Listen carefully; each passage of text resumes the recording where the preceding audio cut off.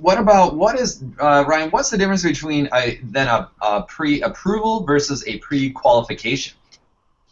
Well, if someone called me on my telephone right now, I can give them a pre-qualification in about 15 minutes.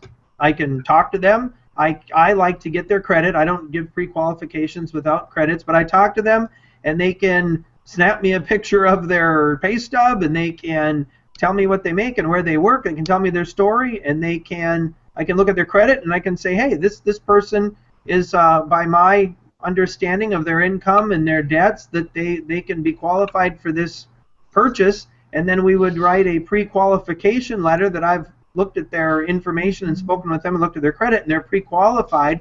And that's oftentimes good in a big emergency where they find a house that they really want to get an offer in on, and they're working with you, or you just met them, and gee, they want to go. And like a good example would be someone who was pre-approved 6 months ago with a bank in another state. They moved from that state to here. They're in temporary housing for their job. They met you, Sean. You went out and looked at a house. Like, whoa, this is the one. We need to get an offer in on this thing. And then you're like, do you have a letter? And they're like, no, I got a letter from Michigan, and it's 6 months old. And so then that's when I would do the 15-minute phone call and then get you a letter, and you guys could make an offer, and then they would follow up with requiring a pre-approval letter within a couple weeks. That would be typical.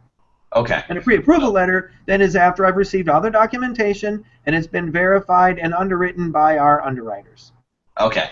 So pre-approval much stronger for the buyer for actually getting an offer accepted, beating out multiple offers, or just having a stronger negotiating position, correct? Yes, and I think it's also important to mention that, trying to think about the best way to put this, in local real estate communities, the real estate agents hold a lot more weight on certain companies' abilities to close and close on time, and certain individuals, abilities as a lending person and as a lending company. And so I believe that my company is in one of those positions that, they look at our pre-approval letters and they believe them to be accurate and true, and that we can close on time. There are a lot of companies that have approval letters, and the realtor gets it and they kind of cringe when they get that. So, okay.